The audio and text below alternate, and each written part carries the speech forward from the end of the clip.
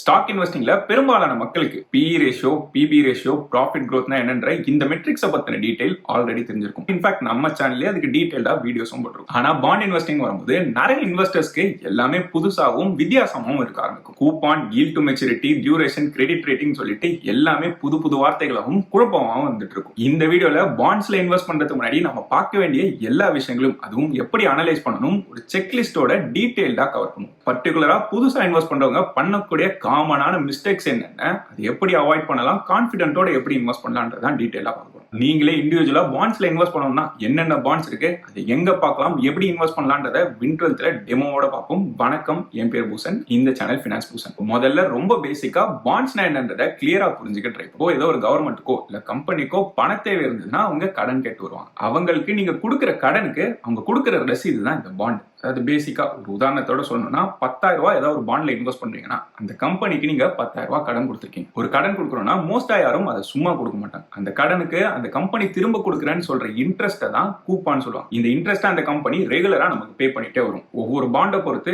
அது மந்த்லியா இருக்கலாம், குவார்டர்லியா இருக்கலாம், இல்ல இயர்லியா இருக்கலாம், இல்ல மொத்தமா அந்த அசலை திரும்பி கொடுக்கும்போது, அதாவது மெச்சூரிட்டி பீரியட் அப்போ அந்த இன்ட்ரெஸ்ட் கொடுக்குறேன்னு சொல்லியிருப்பாங்க. இது பாண்ட் டு பாண்ட் வேரியா. பிக்ஸடா இந்த இன்கம் வரும்ன்றத ப்ராமிஸ் பண்ணி அந்த கம்பெனி நம்மளுக்கு கொடுப்பாங்க. அதே மாதிரி நம்ம போட்ட கேபிட்டலும் மெச்சூரிட்டி அப்போ மொத்தமா திரும்பியும் கொடுத்துருவாங்க. அதனால தான் பாண்ட்ஸை ஃபிக்ஸட் இன்கம் இன்ஸ்ட்ருமெண்ட் சொல்லுவாங்க. ஆனா பாண்ட்ஸ்லயுமே ரிஸ்க் இருக்கு. அதை பத்தியும் இன்னும் கொஞ்ச நேரத்துல கவர். அடுத்து நம்ம பாண்ட்ஸ்ல இன்வெஸ்ட் பண்ணும்போது ஸ்டெப் பை ஸ்டெப்பா எப்படி அனலைஸ் பண்ணணும், அதுக்கான செக்லிஸ்ட் என்னன்றத ஒண்ணா பார்ப்போம். முதல்ல நம்ம பார்க்க வேண்டியது இஷ்யூவர், அதாவது யாருக்கு கடன் கொடுக்கணும்ன்றத கிளியரா புரிஞ்சுக்கணும். பாண்ட்ஸ் எல்லாம் வந்துங்க ரியல் லைஃப்ல பர்சனலா உங்ககிட்ட யாராவது கடன் கேட்டு வந்தா என்ன பண்ணுவீங்க, யாருக்கு கடன் கொடுக்குறோன்றத கிளியரா பார்ப்போம். அதே தான் இங்கேயும். இது கவர்மெண்ட் பாண்டா, PSU பாண்டா, இல்ல கார்பரேட் பாண்டான்னு பார்ப்போம். PSUன்னு சொல்லும்போது கவர்மெண்ட் ரிலேட்டட் கம்பெனிஸா இருக்கலாம். இந்த ONGC, பவர் கிரிட், இந்த மாதிரியான கவர்மெண்ட் கம்பெனிஸா இருக்கலாம். யூசுவலா கவர்மெண்ட் பாண்ட்ஸ் ரொம்ப சேஃபான பாண்ட்ஸ்னு சொல்லுவாங்க. ஏன்னா கவர்மெண்ட்ஸ் கிட்ட எக்கச்சக்கமான பவர். அவங்களுக்கு தேவைனா எப்ப வேணாலும் டாக்ஸ் ஏற்றலாம், அப்படி இல்லைனா இன்னும் அதிகமான பணம் பிரிண்ட் பண்ணலாம். எப்படியும் நம்மளோட பணம் திரும்ப வந்துரும்ன்ற கேரண்டி மோஸ்ட் ஆஃப் த கேசஸ்ல கவர்மெண்ட் பாண்ட்ஸ்ல இருக்கும். ஸோ யூசுவலா கவர்மெண்ட் பாண்ட்ஸ்ல டிஃபால்ட் ரிஸ்க் கிடையாது, இல்ல ரொம்ப குறைவுன்னு சொல்லுவாங்க. கவர்மெண்ட் பாண்ட்ஸ் சொல்லும்போது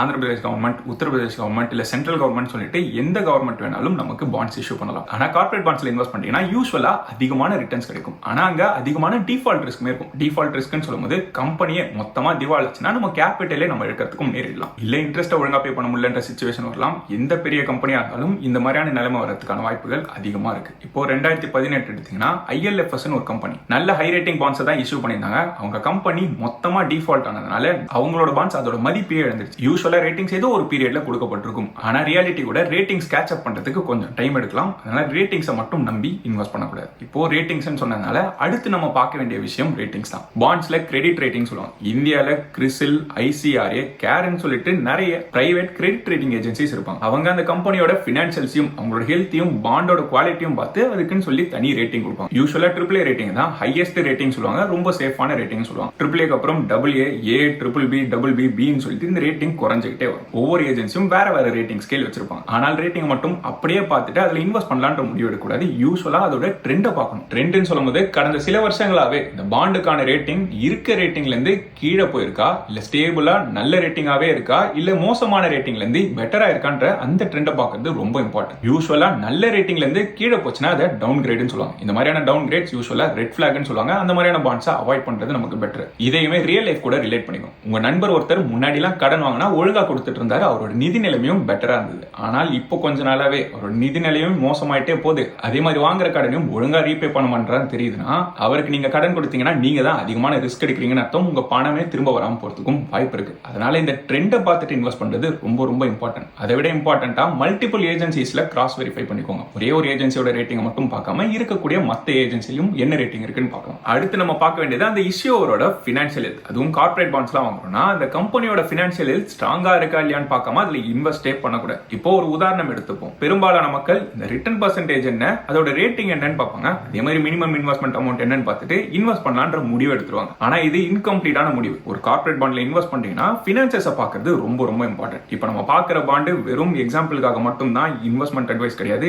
நீங்க இன்வெஸ்ட் பண்ணணும்னு முடிவு பண்றீங்கன்னா உங்களோட ரிசர்ச்சை பண்ணிட்டு பண்ணிக்கோங்க. இப்போ அப்படியே கீழே போனோம்னா இந்த பாண்டோட டீடைல்ஸ் நம்மளால பார்க்க முடியும். முதல்ல இந்த கம்பெனி என்ன பண்றாங்கன்றதை இங்க டீடைலா கொடுத்துருக்காங்க. இந்த கம்பெனி ஒரு NBFC ஸ்பெசிஃபிக்கா 2-wheeler லோன்ஸ்ல ஸ்பெஷலைஸ் பண்றாங்க. கிட்டத்தட்ட 25 வருஷத்துக்கு மேல பிசினஸ்ல இருந்துட்டு இருக்காங்க. இப்போ இவங்களோட பினான்சியல்ஸ் பார்க்கலாம். 2022 இருந்து தொடர்ந்து இவங்களோட நெட்வொர்க் ஏறிட்டே வந்திருக்கு. இந்த பாயிண்ட்ல ஹையஸ்ட் எவர் நெட்வொர்க்ல இருந்துட்டு இருக்காங்க. சோ இது ஒரு கிளியரான growing சைன் சொல்லலாம். அதே மாதிரி அவங்களோட அசெட் அண்டர் மேனேஜ்மெண்ட்டும் ஓரளவுக்கு ஸ்டேபிளா இருந்துட்டு இருக்கு. இந்த பாயிண்ட்ல கடந்த வருஷங்கள் கூட கம்பேர் பண்ணும்போது ஹையஸ்ட் அவர் பாயிண்ட்ல இருந்துட்டு இருக்கு. அவங்களோட ப்ராஃபிட் ஆஃப்டர் டாக்ஸும் 2022ல நஷ்டத்துல இருந்தது கொஞ்சம் கொஞ்சமா ப்ராஃபிட்டுக்கு வந்திருக்காங்க. இந்த பாயிண்ட்ல போன வருஷத்துக்கு கூட கம்பேர் பண்ணும்போது கொஞ்சம் குறைவான ப்ராஃபிட்டே பண்ணிருக்காங்க. அடுத்தது டெட் டு ஈக்விட்டி ரேஷியோவும் 2022ல இருந்து தொடர்ந்து கீழே போயிட்டே இருந்தது. இந்த பாயிண்ட்ல மறுபடியும் கொஞ்சம் மேலே ஏறி இருக்கு. ஆனால் இது ரொம்ப அலார்மிங்கான சைன் சொல்ல முடியாது, ஓரளவுக்கு ஸ்டேபிளா இருக்குன்னே சொல்லலாம். ஆனால் தொடர்ந்து இது ஏறிட்டே இருந்ததுன்னா அது மோசமான சைன் சொல்லலாம். யூசுவலா இந்த வேல்யூ எவ்வளவுக்கு எவ்வளவு குறைவா இருக்கோ அந்த கம்பெனிக்கு கடன்கள் குறைவா இருக்கு, ஹெல்த்தியா ஸ்ட்ராங்கா இருக்காங்கன்னு மீன் பண்ணுது. இந்த மாதிரியான பினான்சியல் இன்ஸ்டிடியூஷனுக்கு என்பிஏன்றதும் ரொம்ப முக்கியமான பாராமீட்டர். இந்த என்பிஏன்றது நான் பெர்ஃபார்மிங் அசெட்ஸ், அதாவது தமிழ்ல வாரா கடன் சொல்லலாம். இது எவ்வளவுக்கு எவ்வளவு குறைவா இருக்கோ அந்த கம்பெனி ஸ்ட்ராங்கா இருக்குன்னு அர்த்தம். இங்க கிராஸ் என்பிஏ தொடர்ந்து குறைஞ்சிட்டே வருது. அதே மாதிரி நெட் என்பிஏவும் ஓரளவுக்கு ஸ்டேபிளாவே இருக்குன்னு சொல்லலாம். சோ இந்த மாதிரி கம்பெனிஸோட பினான்சியல்ஸை கிளியரா பார்த்துட்டு அதுக்கப்புறமா தான் இன்வெஸ்ட் பண்ணலாமா வேணாமான்ற முடிவு எடுக்கணும். உங்க பாண்டுக்கான பினான்சியல் டீடைல்ஸை இந்த வீடியோட ஸ்பான்சரான வின்ட்வெல்த் பிளாட்ஃபார்ம்ல உங்களால பார்க்கணும். வின்ட்வெல்த் பத்தி முதல்ல கேள்வி வரீங்கன்னா இந்தியாவில் இருக்கக்கூடிய one of the leading bond investing platform. இங்க உங்களால வெறும் 1000 ரூபாயில இருந்து 10,000 ரூபாயில இருந்து பாண்ட் இன்வெஸ்டிங் ஆரம்பிக்க முடியும். இன்வெஸ்ட் பண்ணதுக்கு அப்புறம் உங்களுக்கு பண தேவை இருக்குன்னு தோணுச்சுன்னா இவங்க பிளாட்ஃபார்ம்ல எப்ப வேணாலும் விற்கவும் முடியும். சோ பிக்ஸடா இன்கம் எடுக்கக்கூடிய இன்ஸ்ட்ருமெண்ட்ஸ்லயும் உங்களால லாக் இன் இல்லாமலே இன்வெஸ்ட் பண்ண முடியும். வின்ட்வெல்த்தோட ட்ரஸ்ட் ஃபேக்டரை பத்தி சொல்லணும்னா இங்க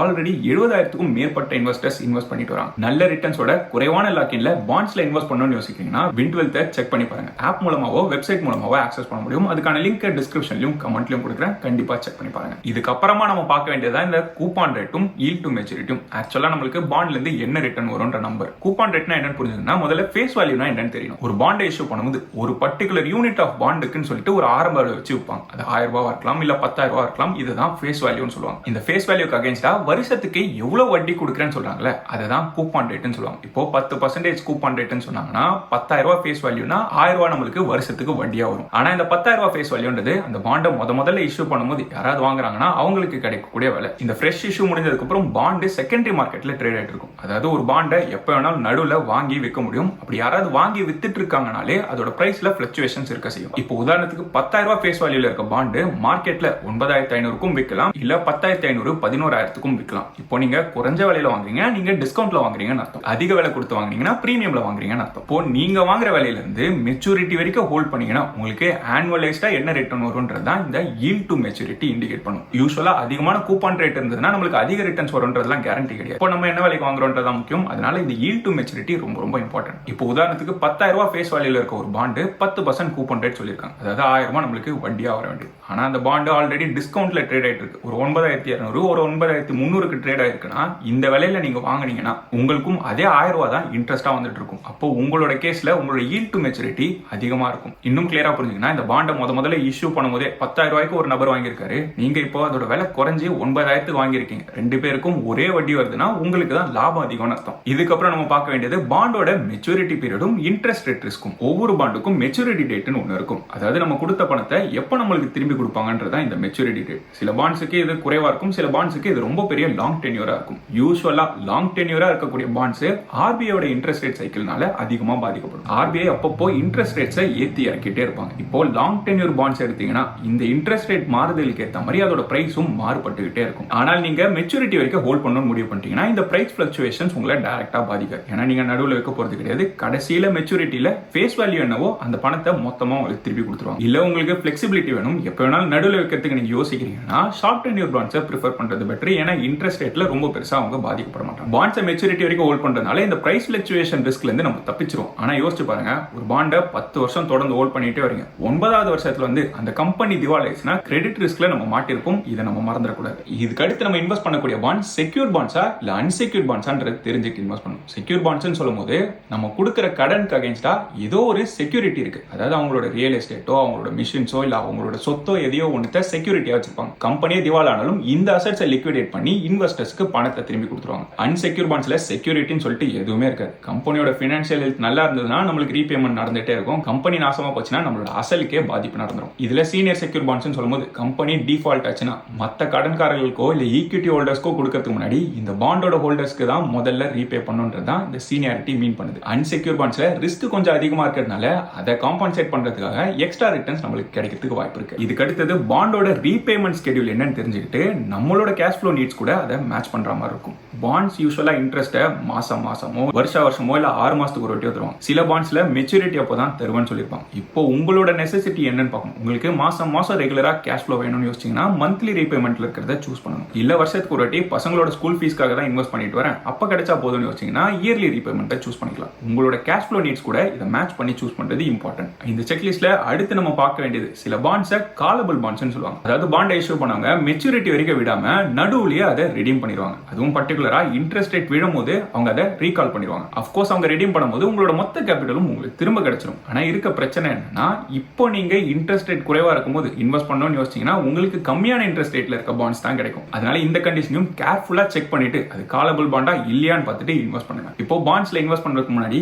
என்னெல்லாம் பார்க்கணும்ன்றத புரிஞ்சுக்கிட்டோம். எப்படி இன்வெஸ்ட் பண்ணணும்ன்றத டெமோவோட Win12 பிளாட்ஃபார்ம்ல பார்ப்போம். முதல்ல Win12 பிளாட்ஃபார்ம்ல வெப்சைட் மூலமாவோ இல்ல ஆப் மூலமாவோ சைன் அப் பண்ணிடுவீங்க. அதாவது புதுசா ஒரு அக்கௌண்ட் கிரியேட் பண்ணுவீங்க. இதுக்கு நம்மளோட பேசிக்கான இன்ஃபர்மேஷன்லாம் கொடுத்து KYC கம்ப்ளீட் பண்ணி அக்கௌண்ட் கிரியேட் பண்ணதுக்கு அப்புறம் உள்ள போனோம்னா எல்லா பாண்ட்ஸும் நம்மளால பார்க்க முடியும். இதுல நம்ம தேவைக்கான பாண்ட்ஸை நம்ம ஃபில்டர் பண்ணிக்கலாம். கிரெடிட் ரேட்டிங், டென்யூர் இல்ல ரீபேமெண்ட் ஸ்கெடியூல் சொல்லிட்டு இது நம்மளோட தேவையோ அதை ஃபில்டர் பண்ணி அதோட டீடைல்ஸ் எல்லாம் உள்ள போய் பார்க்கலாம். இவ்வளவு நேரம் நம்ம பார்த்த எல்லா இன்ஃபர்மேஷனும் இங்க நம்ம வெரிஃபை பண்ணி கன்ஃபார்ம் பண்ணிட்டு இன்வெஸ்ட் பண்ண ஆரம்பிச்சுக்கலாம். இன்ஃபேக்ட் வெறும் 10,000 இன்வெஸ்ட்மெண்ட்ல இருந்தே நம்மளால இன்வெஸ்ட்மெண்ட் ஆரம்பிக்க முடியும். ஒரு சில கிளிக்ல எந்த பேப்பர் ஒர்க்கும் இல்லாம கம்ப்ளீட்டா டிஜிட்டலாவே நம்மளால இன்வெஸ்ட்மெண்ட் ஆரம்பிக்க முடியும். ஒருவேளை பாண்ட்ஸ் நடுவில் விற்கணும்னாலோ பாண்ட் சம்பந்தப்பட்டு எந்த கேள்வி இருந்தாலும் அவங்களோட கஸ்டமர் சப்போர்ட் கிட்ட உங்களால எப்ப வேணாலும் கான்டாக்ட் பண்ண முடியும். புதுசா பாண்ட்ஸ்ல இன்வெஸ்ட் பண்ணணும்னு நினைக்கிறீங்கன்னா குறைஞ்ச அமௌண்ட்ல இருந்து ஆரம்பிச்சு கம்ஃபர்டபிள் ஆனதுக்கு அப்புறம் உங்களோட இன்வெஸ்ட்மெண்ட்ஸை இன்க்ரீஸ் பண்ணிக்கலாம். ஸோ பாண்ட்ஸ்ல இன்வெஸ்ட் பண்ணணுன்றது அதிகமான கூப்பன் ரேட்டோ அதிகமான ரேட்டிங் இருந்தா அது மட்டும் போதும்ன்றது கிடையாது. இன்னும் டீப்பா நிறைய விஷயங்கள் பார்க்குற மாதிரி இருக்கும். அதிகமான கூப்பன் ரேட்னா அதிகமான ரிட்டர்ன்ஸ் அர்த்தம் கிடையாது. நம்ம பார்க்க வேண்டியது yield to maturity. மெச்சூரிட்டி வரைக்கும் ஹோல்ட் பண்ணா பிரைஸ் ஃபிளக்சுவேஷன் ரிஸ்க்ல இருந்து தப்பிச்சிருப்போம்.